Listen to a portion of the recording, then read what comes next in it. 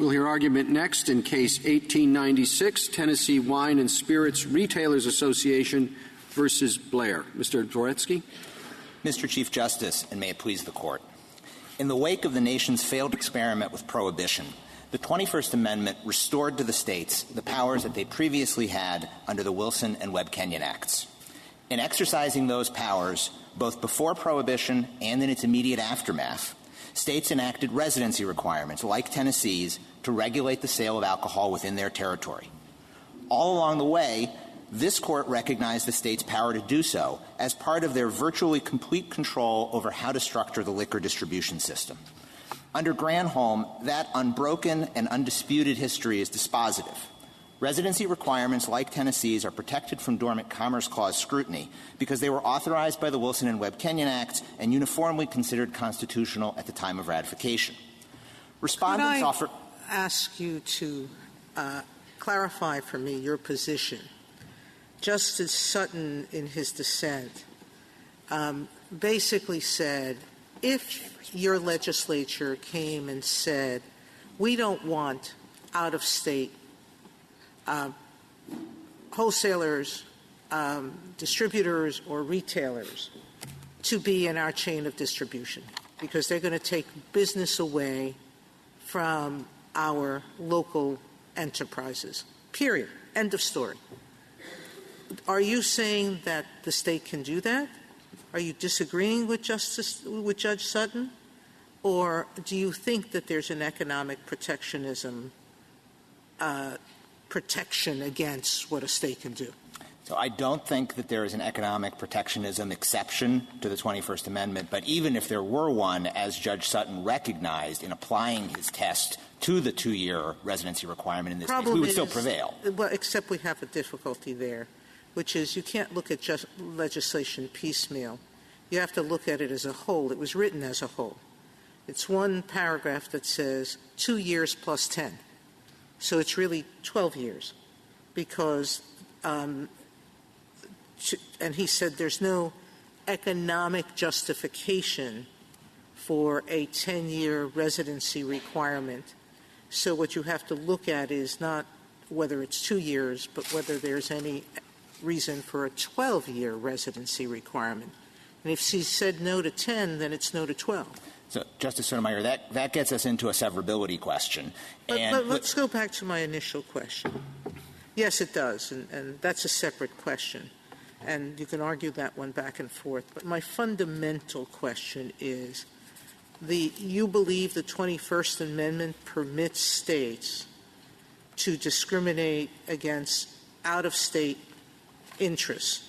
Then does that mean Baucus, Granholm, all our jurisprudence that has invalidated certain state laws was wrong?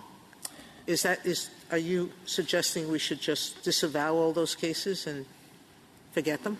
No, we're not. And let me address both Baucus. I know you want to limit it to producers, but that's not the way that Granholm talked about this issue. But you can slice and dice as much as you want.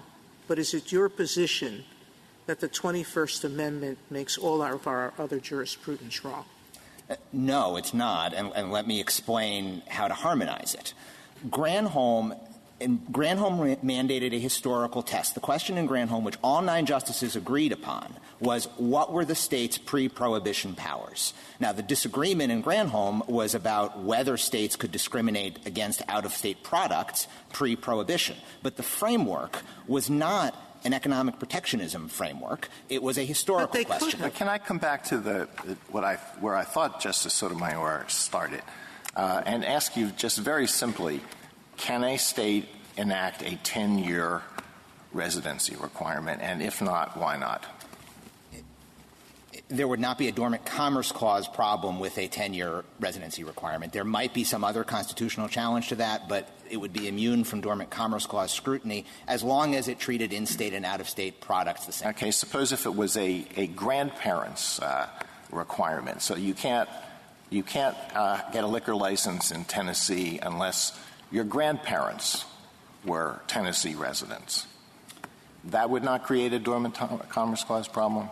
It would not create a dormant commerce clause problem because the whole point of the 21st Amendment was to constitutionalize the pre-prohibition powers, which included the power to discriminate against out-of-state interests. If you think about the three-tier system and the in-state wholesaler requirement, for example, that this court in Granholm itself said was unquestionably legitimate, that discriminates against out-of-state interests. Just to understand the contours of your argument. So to pick up on something else Justice Sotomayor referred to, suppose you have a state statute that says, for the exclusive purpose of protecting in-state retailers, you must be a resident of the state for 2 years, 5 years in order to get a license. Would that be constitutional? I still don't think there would be a dormant commerce clause problem with that. Now, under Bacchus, if you're looking at the language in Bacchus, Bacchus does talk about economic protectionism, but it does so in the context of a case that was discriminating against out-of-state products. If the rule from Bacchus... Wholesalers. Bacchus. Well, it involved wholesalers, but it involved a tax exemption that applied only for in-state products rather than out-of-state products, and that the tax was collected through the wholesalers. Yeah, that's the problem. I don't know why, under your theory of the dormant commerce clause, if the state can do what it wants within its borders because it's regulating liquor, I don't know why our cases would be right under your theory that they can't put a different tax on different products. Because under Granholm and under the history pre-prohibition, states could do virtually what they wanted within their borders, but not everything. And one important carve-out, and this is reflected in the text of the Wilson Act itself, is that they had to treat in-state and out-of-state products the same. The Wilson Act itself says, this is in the blue brief at page 26, it's 27 U.S.C. 121, that states have the power to ban the importation of liquor as long as they treat, in violation of laws in the exercise of its police powers within the state, as long as they are treating liquor to the same extent and in the same manner as though such liquors had been produced in the state or territory. So the pre-prohibition powers... Then Sifrin was wrong, one of the cases you rely on. Because Sifrin was really the counter to Bacchus, wasn't it? And Sifrin basically said you can discriminate in terms of taxes, basically. But not based on products. And the key point from Bacchus was that it was about discrimination based on product. If the rule that came out of Bacchus were just a straight economic protectionism test, Granholm would have been a much easier case. Granholm could have been written by saying, the question is, do the Michigan and New York laws at issue, are they meant to protect in-state producers or not? That wasn't the analysis that Granholm used. Instead, again, Granholm set forth this historical test that required the court to look back at the pre-prohibition powers. And the Wilson and Webb-Kenyon Acts, first of all, empowered states to regulate interstate shipment of alcohol so long as they treated in-state and out-of-state alcohol the same. And then second, at that time, pre-prohibition, states also had the inherent authority to regulate in-state sales. So combined, that meant that states pre-prohibition were free to structure the in-state liquor distribution systems free from Commerce Clause scrutiny, again, as long as they treated in-state and out-of-state products. Does it apply to Commerce Clause? I mean, if you go back to 1920, maybe they said you can only be sold on the basis of race or the basis of gender or some. I mean, it can't be 100% whatever they did in 1920. Well, that's right, but that's because the 21st Amendment and the pre-prohibition powers that we're talking about are powers related to overriding the Dormant Commerce Clause specifically, not other constitutional provisions like the First Amendment or prohibition. Now we know that, in other words, your position, your view is all the other amendments apply, okay. The Commerce Clause applies too, as long as it wasn't part of the distribution system in the Wilson Act. But if it's part of the distribution in the Wilson Act, then it's free of Commerce Clause. But otherwise, it's subject to it. And it's also subject to everything else. Well, I wouldn't. Is that basically? Have I got it basically right? No, I wouldn't quite say we're looking at the distribution system pre the Wilson Act. But the Wilson and Webb-Kenyon Acts, which were constitutionalized in the 21st Amendment, were all about permitting states to act in ways that did restrain commerce. But they weren't about permitting states to act in ways that violated the First Amendment or other, individual rights, for example. And so, wrong, because the law then did provide for racial discrimination, and there's nothing in the provision that limits itself to the Commerce Clause. It just says the transportation or importation into any state, territory, or possession of the United States for delivery or use therein of intoxicating liquors in violation of the laws thereof is hereby prohibited. I don't actually see in that any reference to the Commerce Clause or to any other limiting principle. Yet we have cases that have found limiting principles. Yes, but this Court's cases, including the ones that have found limiting principles and Granholm itself, all explain that the 21st Amendment has to be understood in light of what it was trying to achieve, which was constitutionalizing these statutes. And these statutes were dealing with commerce, notwithstanding their broad language. The problem that they were trying to solve and the state powers that they were trying to protect were related to powers because— Let me ask something about that. I do understand that the 21st Amendment was geared towards giving states greater freedom in controlling the distribution and sale of liquor in their jurisdiction. But I'm having a hard time understanding how the residency requirement does when it comes to a person's pre-existing residency. So,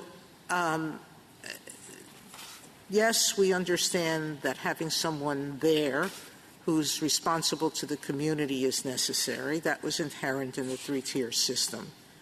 But why is it inherent in the three-tier system that you have to have someone who's only a local do it?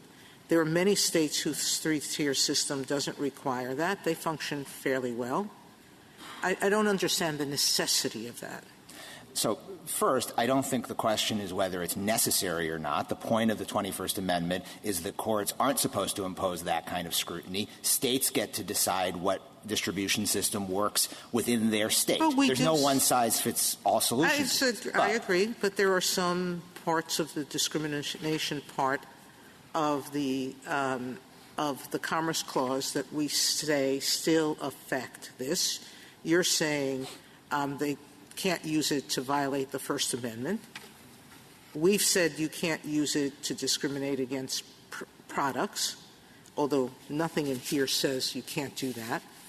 I'm having a hard time understanding. Explain to me why it's necessary. So let me make 2 points. One, just quickly going back to your earlier question about the text of the 21st Amendment. The text does refer to the delivery or use of alcohol. So that is invoking the sort of Commerce Clause concern that the history confirms. But to get to your other question about the purposes of a durational residency requirement, everybody agrees that a residency requirement of some sort is constitutional, notwithstanding that it would otherwise raise Commerce Clause concerns. And the durational component of a residency requirement serves very much the same interests. For example, residency requirements are important because they allow states to conduct background checks. Having somebody be a resident for a longer period of time allows those who decide whether to issue licenses to actually observe the person and to observe the person's character and give the state a better ability to decide whether to issue a license and to conduct the background check. Well, now likewise, you're arguing that they serve a public health and safety purpose,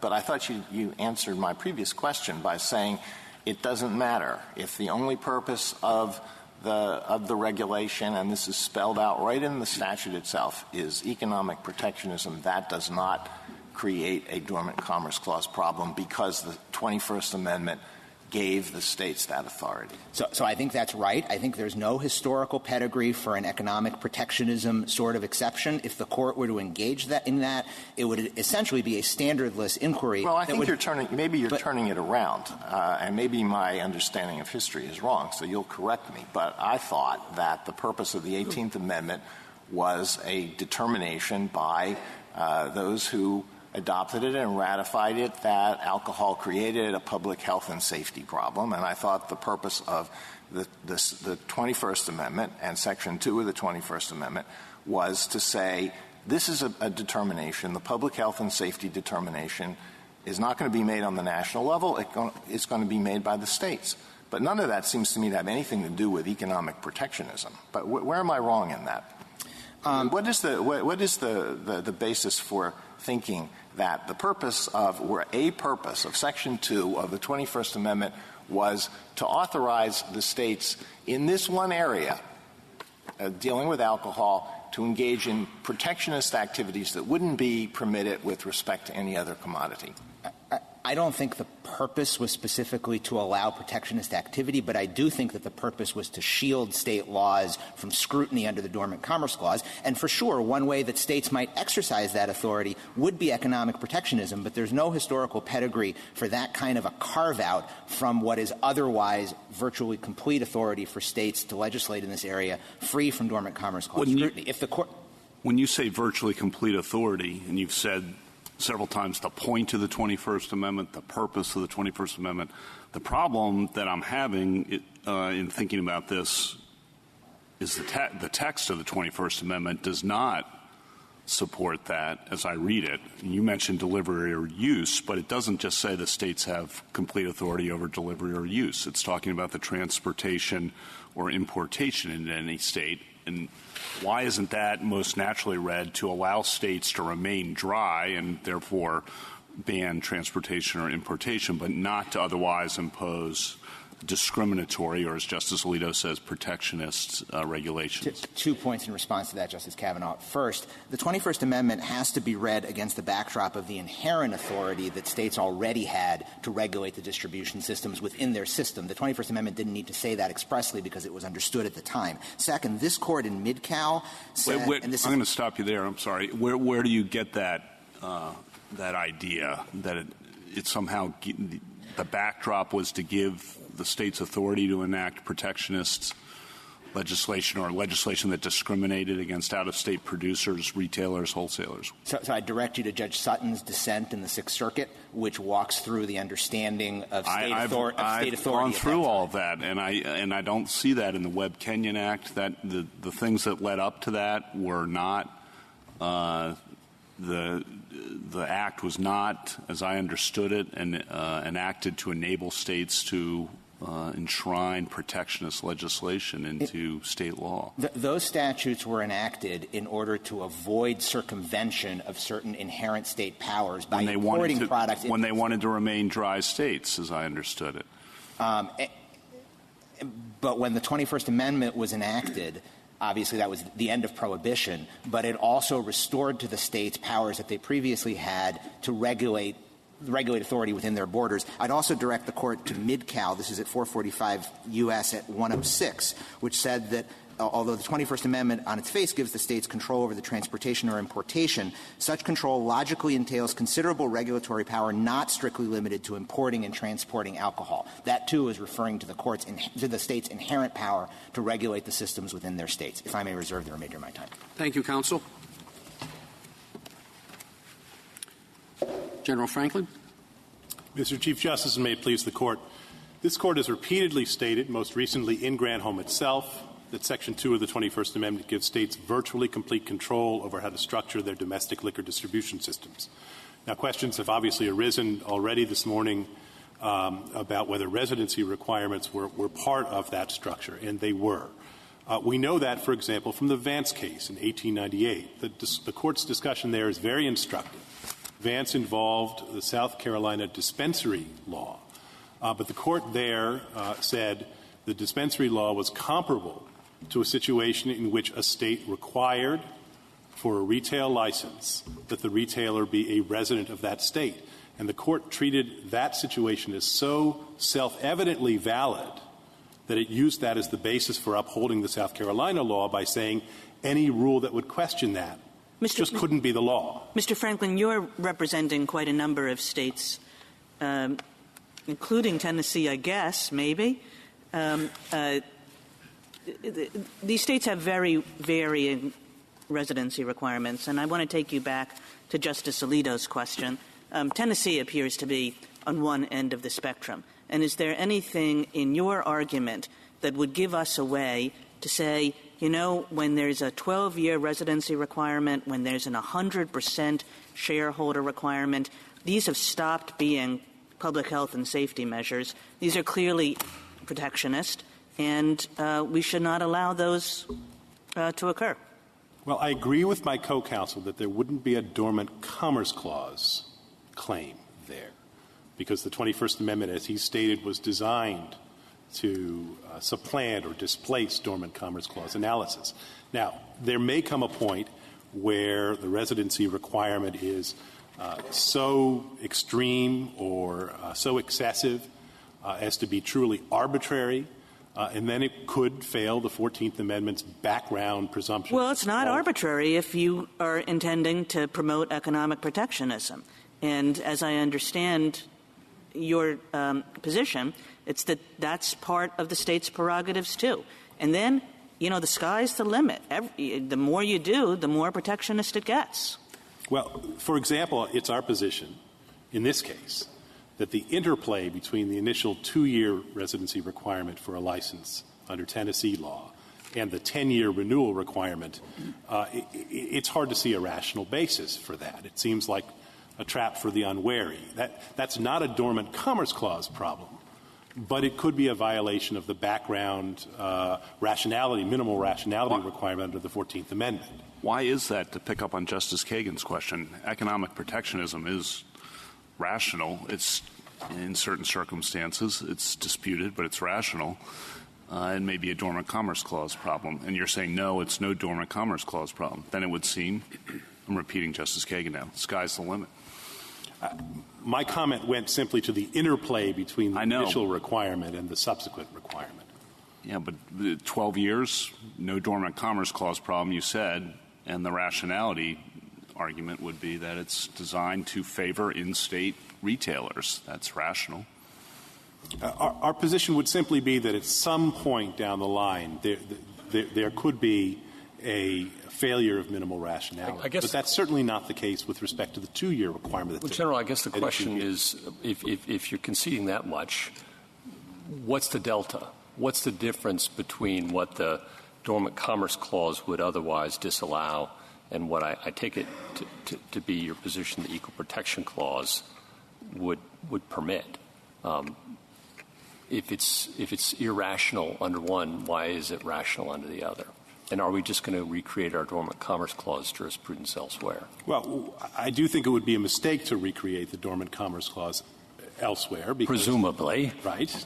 But why? Isn't that exactly the invitation you're issuing us through this concession?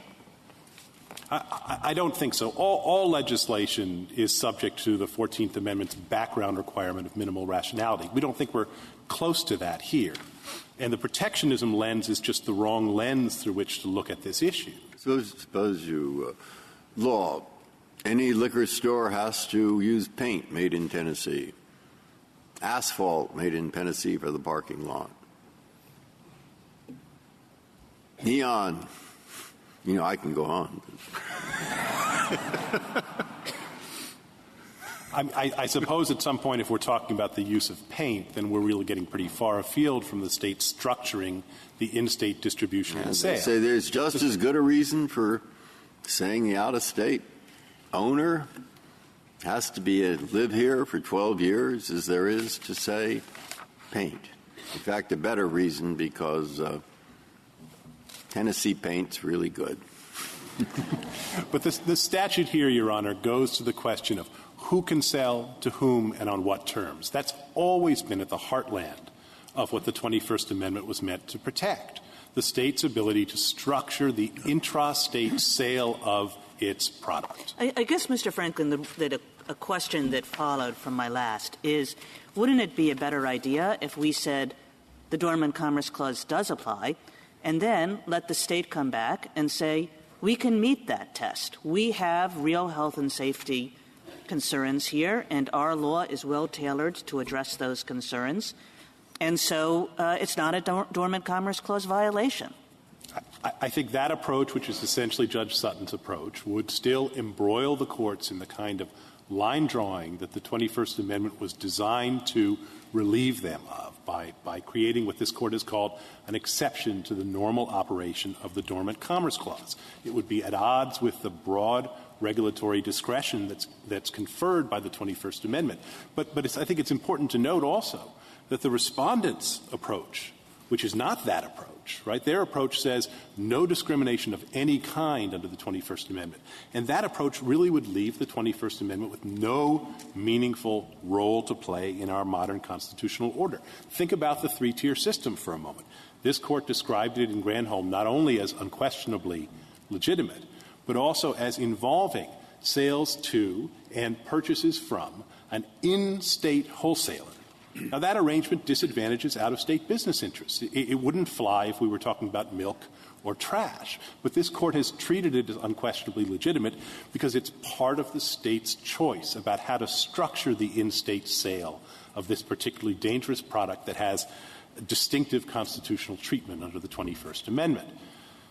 In the end, Respondents are asking this Court to treat alcohol like any other article of commerce, but it's not. It was actually 100 years ago today that the 18th Amendment was finally ratified.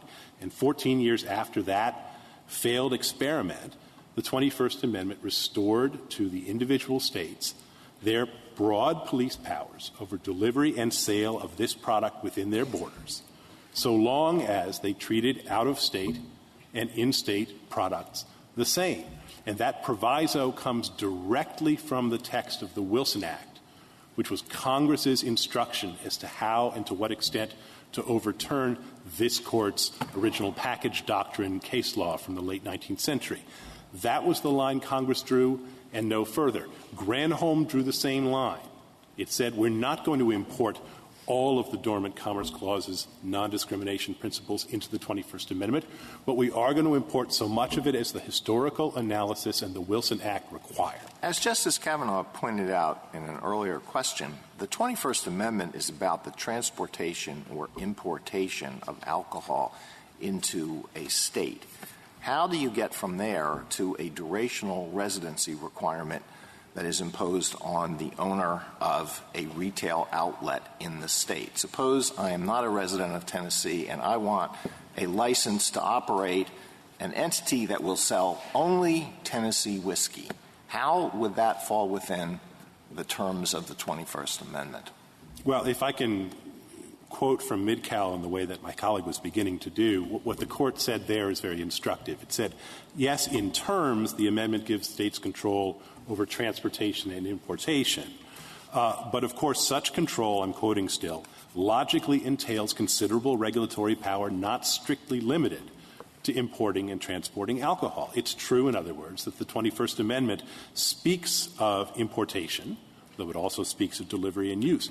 But it does so. It speaks of transportation for the purpose of delivery or use. For the purpose of protecting the state's ability to control the terms on which delivery or use will take place within its borders. And that's exactly what's at issue here. The 21st Amendment, in other words, presupposes and safeguards the state's broad control over intrastate distribution and sale. And this Court has said that repeatedly. Granholm and Bacchus are not to the contrary. What they do is undertake a historical analysis and recognize a proviso to that. But the broad rule still stands. States have virtually complete control over intrastate distribution and sale. Thank you, General Franklin. Mr. Phillips. Thank you, Mr. Chief Justice, and may it please the Court. I think I'd like to start with the history because it seems to me that there's a fundamental difference here, and this Court actually has answered the question of what the history of the Wilson Act, the Webb-Kenyon Act, and the 21st Amendment was designed to get at. And the language of the 21st Amendment speaks directly to exactly what the purpose of this entire exercise was. The problem that the two federal statutes were designed to deal with was the fact that states had complete authority to say we're not going to allow any use or sale of alcohol within our states, and had absolutely no authority to stop the import from other states of alcohol. In the first instance, in the original package doctrine, they could sell it to retailers, and then ultimately, beyond that, they could sell it directly to consumers. And the statutes were passed to stop that specific practice. And then we go to the prohibition, which is, as somebody already noted, is exactly 100 years ago today. And then we come back and we repeal the prohibition. And the language in Section 2 tracks very closely the language and the intention. It's not a grant of authority. It's a protection against allowing out-of-state operators to come in and sell directly to liquor under certain circumstances. That was the entire purpose of it. That's what the court held in Bacchus, and that's what the court held in Granholm. Bacchus said it was not I'll quote it, doubts about the scope of the amendment's authorization, Section 2, notwithstanding, one thing is certain. The central purpose of the provision was not to empower states to favor local liquor industries by erecting barriers to competition. Candidly, I don't know that the court had to go past Bacchus when it decided Granholm, because those statutes were clearly just as economically protectionist as this one is. But the principle from Bacchus is if a statute has no purpose, and this statute has no purpose except to be protectionist of the local industries, it's unconstitutional. Is that your standard? Because you seem to slide back and forth a little bit between standards in your brief, or I thought that you did maybe. If a state can come forward with any purpose other than protectionism, the state wins? No, it's when the state doesn't come forward with anything except protectionism, the state loses. Well, suppose the state comes forward and says, we like this because it's protectionist. We were trying to do some protectionist things. And we also, coincidentally, we found a way that our protectionist interests matched up completely with our health and safety interests. What happens then? Then you're in Granholm. And that's what, Granholm, I think, could have concluded anyway that the statutes involved there were really just economic protectionism and not gone beyond that. But it did go beyond that. And what it said is, if in fact the state is engaged in discrimination under normal Commerce Clause standards, it's presumptively unconstitutional, and the state must come forward and justify the discrimination on the basis of non-discriminatory, less restrictive means of achieving the same objective. And under that standard, and I'm perfectly comfortable with that standard, because there's no doubt that what we're talking about here is rank discrimination on the basis of commerce.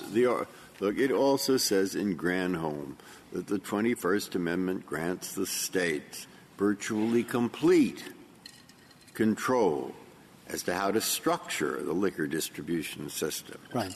We have previously recognized that the three-tier structure is unquestionably legitimate. And then we go back into the history, and it's just history, but it is history. And we discovered that the states, the vast majority, always have had rules like the Tennessee rule, and today 34 states, apparently, according to our count, have rules just like this, except maybe not the same number of years. And so this amendment was enacted against a history. This court has several times say we honor that history, and the history favors the other side. So what do we do about that?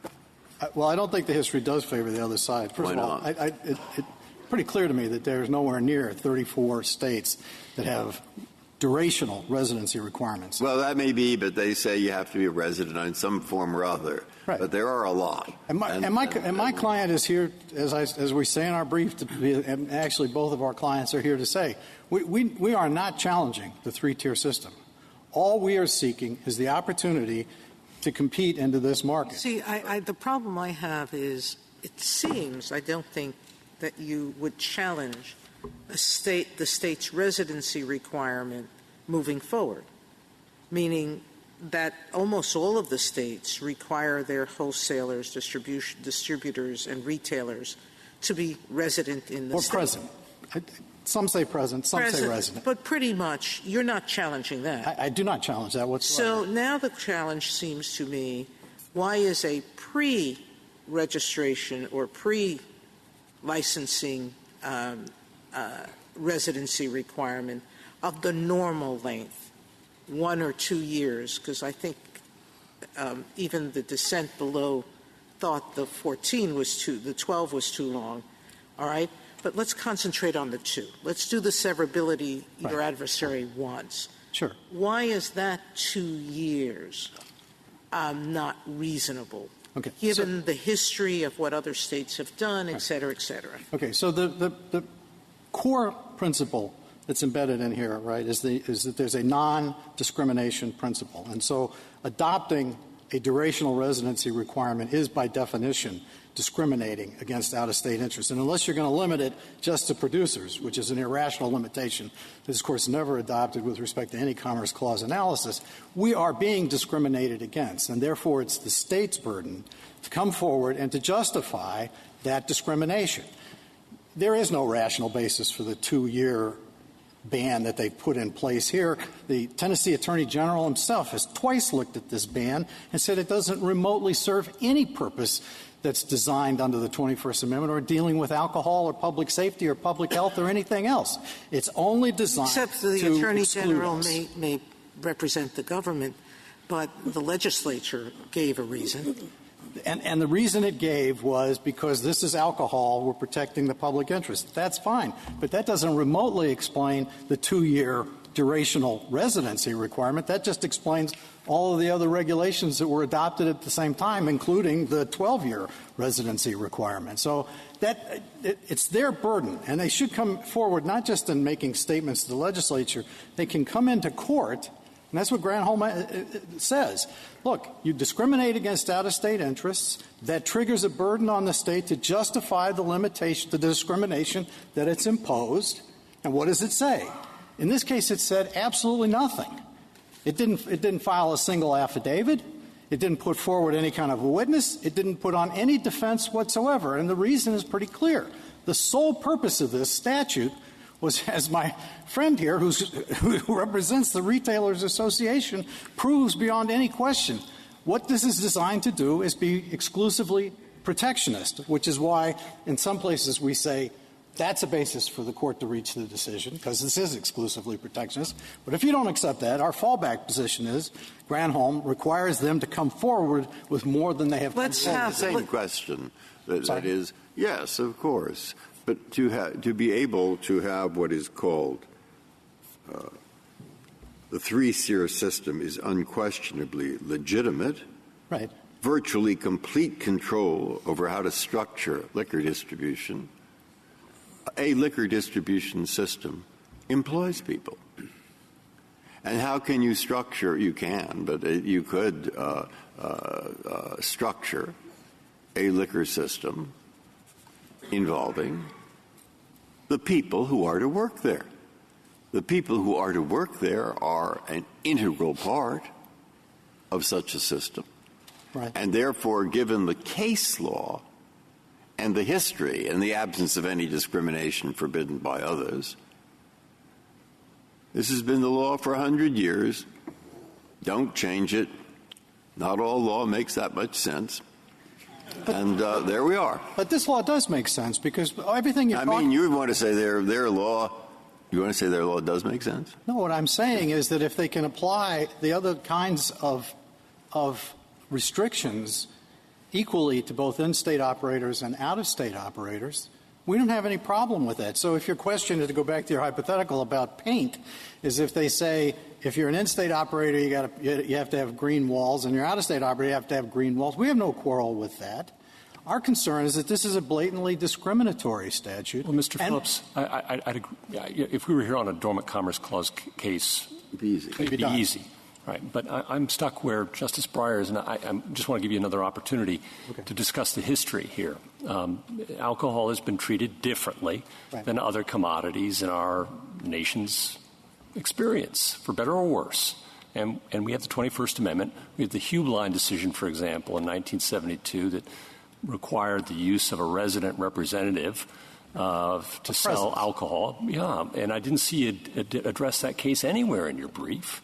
I just want to give you one more shot at the history and dealing with the Wilson Act and Webb Act and those sorts of things. I appreciate the opportunity. The case that it seems to me speaks directly to this really is Walling versus Michigan. It predates the Wilson Act. It predates Webb-Kenyon. It specifically says categorically that states cannot discriminate against out-of-state sellers by imposing a tax on them. And I guarantee you that under the approach offered by my friends on the other side, they read the 21st Amendment to say, of course you can impose a tax on them because you're regulating the sale of alcohol. And if you regulate the sale of alcohol on a wholesaler under those circumstances, you can put $1 billion tax on him as long as it's within the 21st Amendment, and that's constitutional. And that predates all of these things, and nothing in the Wilson Act, nothing in the Webb-Kenyon Act, and certainly nothing in the Second Amendment, Section 2 of the 21st Amendment was designed to overrule Walling. And indeed, this Court said in Granholm specifically, that case and Scott and the third case whose name is going to escape me, Tiernan, all three survived Section 2 of the 14th Amendment. So while it is true that they have virtually control, something else. They have the ability to control the structure. That's simply a recognition of the three-tiered system. And just to go back to the history, what's the purpose of the three-tiered system? It's to avoid the tied sales arrangement that gave rise to the prohibition in the first place. You want to have three distinct levels, the producers, the wholesalers, and the retailers. So not interrelated. The three-tier system does not necessarily, in your view, entail favoritism of in-state interests? It probably has some advantages, but not just inherent. The paragraph that Justice I'm sorry? No, I'm sorry. The paragraph that Justice Breyer's referred to multiple times also has a quote from a Justice Scalia concurrence, which says that the 21st Amendment empowers a state to require that all liquor be sold by an in-state wholesaler. In other words, that is interpreting the three-tiered system, I think, to entail favoritism of in-state interests. But see, we would regard ourselves as an in-state retailer within the meaning of that. We have satisfied every condition necessary to operate in-state with a presence in-state of a very large facility that can be examined, can be determined to be in compliance, can satisfy every single one of the states. Mr. Phillips, I'd agree with you on that, but I would think that the next case would be, much as we've re-examined Quill, for example, and the requirement of physical presence in state, that the next lawsuit would be that, yes, this three-tier system is in fact discriminatory by requiring some sort of physical presence in state. And under the Dormant Commerce Clause jurisprudence, you have a point. You have a good point. So why isn't this just the camel's nose under the tent? Well, if only because under these circumstances, as the camel, at least, or I guess I'm the nose of the camel, that's not what I'm looking for. I think you may be, yes. I am not. It is fundamentally at odds with my client's business model to be looking to undo. But isn't the next business model just to try and operate as the Amazon of liquor? No, Amazon wants to operate as the Amazon of liquor, or may at some point. No, my client operates on a brick and mortar business model that says we're perfectly comfortable operating within the sphere of regulation that the state imposes on every in-state operator. And all we are seeking to have is not to be discriminated against. Rational to me. I appreciate that. I look at the Webb-Kenyon Act, 1913, and it says you can't send liquor into a state if it's going to be possessed or sold in any manner used in violation of any law of the state. Now, well, maybe we could work with that. But we know at the time that these states did all, or 30 or 20 or 50, have laws that said when you in fact structure your distribution system in our state, you have to have local residents. That's one of our employee requirements. So when they passed Webb-Kenyon, did they mean all of them except that one? And there could have been a lot that were, in fact, violation of Dormant Commerce Clause. That's where I get all the arguments, but I'm worried about that history.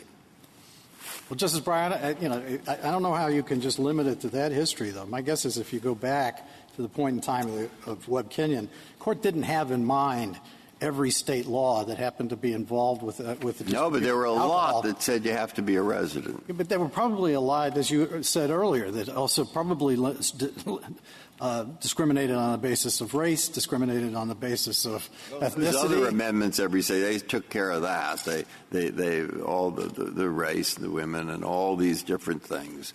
They said, no, of course, they trump.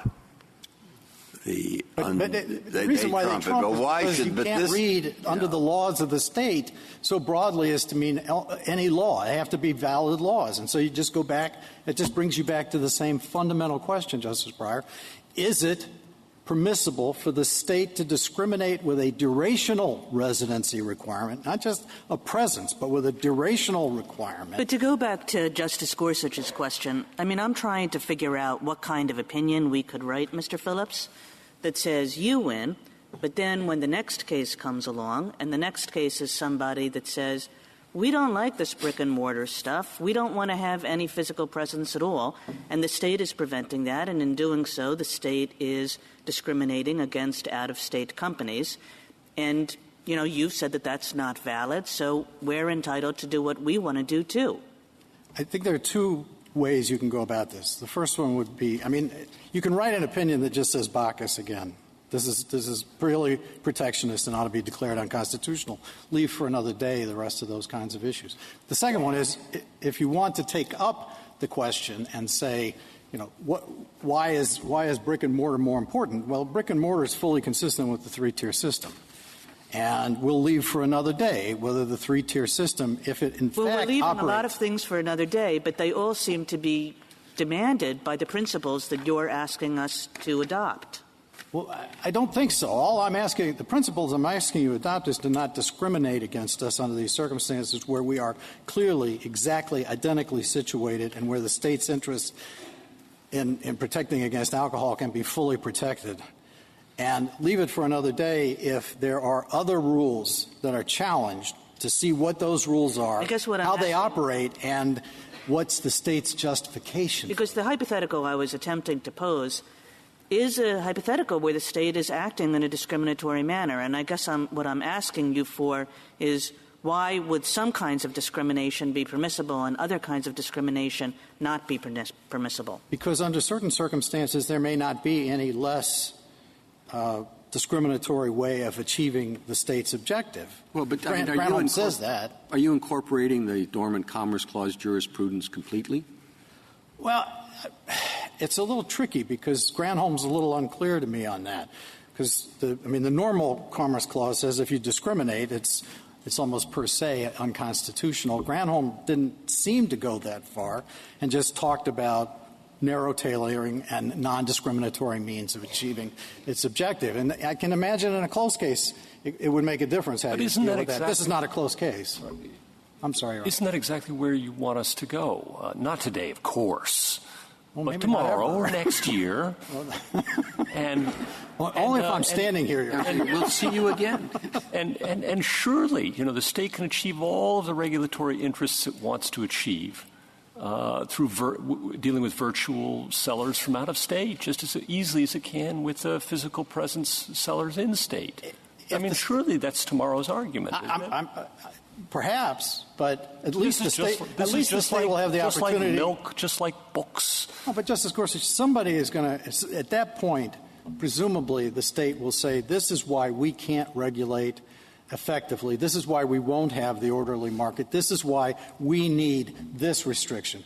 But what Tennessee has never done here is ever tried to explain why a durational residency requirement of 10, 12, and why you need all stockholders to be in town, all the directors, et cetera.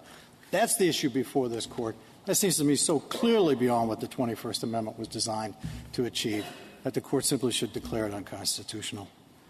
If there are no further questions, Your Honors. Thank you, counsel. 2 minutes, Mr. DVORETZKY. Thank you, Mr. Chief Justice. Respondents offer no administrable rule that would support even the basic presence requirement that this Court recognized in Granholm was unquestionably legitimate, and no account of the history. First, respondents concede a residency requirement, A durational residency requirement follows from that. First, because states get to define what residency is, and second, because the same interests that serve a presence requirement also serve a durational residency requirement. Duration facilitates background checks. It facilitates investigation and enforcement of the law because somebody who's been there for a while is more likely to have substantial assets that can be enforced, that can be seized, and is less likely to flee at the first sign of trouble. Once you concede that residency requirements are okay, courts shouldn't be second-guessing the extent to which those very same interests are served by durational residency requirements. The whole point of the 21st Amendment was to take that out of the hands of courts. With respect to the history, Mr. Phillips referred to Walling and to Scott. Both of those were cases like Granholm and Bacchus that involved taxing out-of-state products more heavily than in-state products. That is the exception that Granholm recognized to the state's virtually complete authority. But when we're talking about purely in-state regulation, like a durational residency requirement for a liquor license, that is what the 21st Amendment is concerned with. There's no economic protectionism test that is either consistent with the history or is administrable. If the court were to go down that road, there would be challenges to dozens of state laws, and how do we draw a line about whether 30 days is protectionist, a year is protectionist, 2 years is protectionist. At that point, the inquiry just becomes the same as any other Dormant Commerce Clause challenge. And the one thing we know from the 21st Amendment is that alcohol is to be treated differently for Dormant Commerce Clause purposes. Respondents' rule allow no room for that. Lastly, even if there were an economic protectionism test, for the reasons given by Judge Sutton in his dissent below, and for the reasons I said earlier, Tennessee's law satisfies the necessary level of scrutiny, which is not a searching sort of strict scrutiny, but just is there a plausible reason for the law that makes it survive. Thank you, counsel. Case is submitted.